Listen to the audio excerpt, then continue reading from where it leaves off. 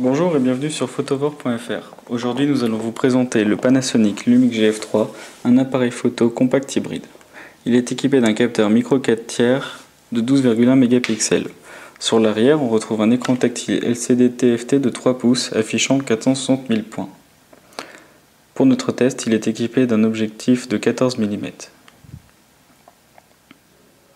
Sur le dessus on retrouve un bouton d'enregistrement, le déclencheur, un bouton automatique et le bouton d'allumage. À gauche du flash, on retrouve le micro ainsi qu'un haut-parleur. Leur position n'est pas très adéquate, on a tendance à poser son doigt dessus pendant l'enregistrement d'une vidéo. Ici, le bouton permettant de libérer le flash. Sur la droite de l'appareil, on retrouve un petit cache laissant apparaître le port HDMI, mini HDMI, ainsi qu'un port USB 2.0.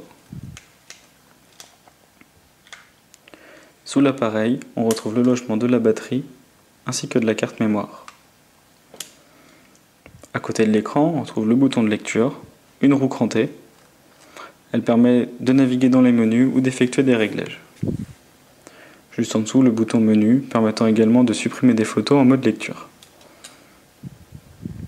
L'allumage est rapide et le déclenchement également. Pour sélectionner un mode, il suffit d'appuyer en haut à gauche de l'écran et de naviguer avec la roue crantée ou d'appuyer simplement sur le mode désiré avec son doigt.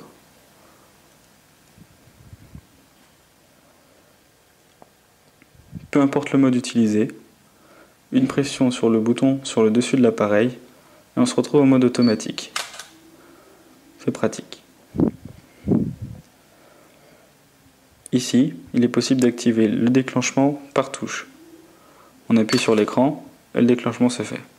Bien entendu, il suffit d'appuyer à gauche pour faire la mise au point en arrière-plan et de déclencher. Même désactivé, nous pouvons sélectionner un point sur l'écran. Lorsque l'on déplace l'appareil, il conserve l'objet désiré en ligne de mire.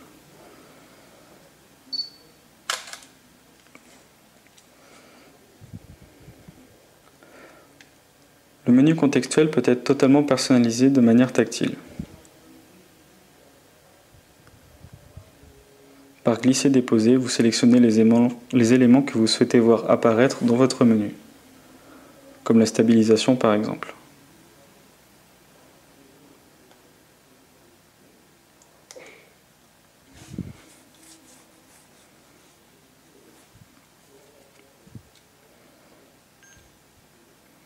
En mode enregistrement, l'autofocus est fonctionnel.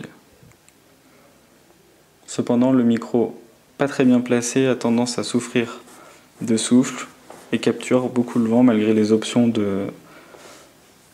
permettant de limiter les effets du vent et du bruit ambiant.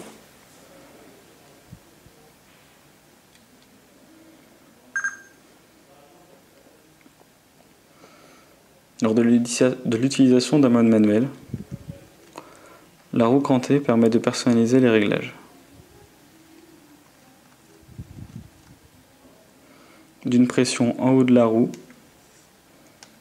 nous pouvons personnaliser l'exposition de la photo. À droite, la balance des blancs. À gauche, le mode autofocus. Et en bas, le mode de prise de vue. Bien entendu, tous ces menus sont tactiles.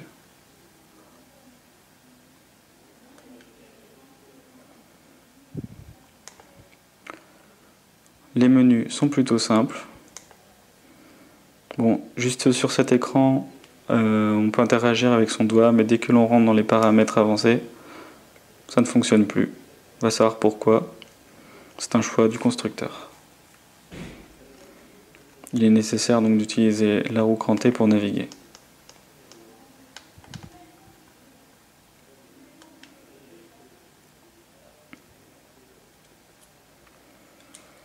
Je vous laisse désormais lire notre test complet qui vient accompagner cette vidéo.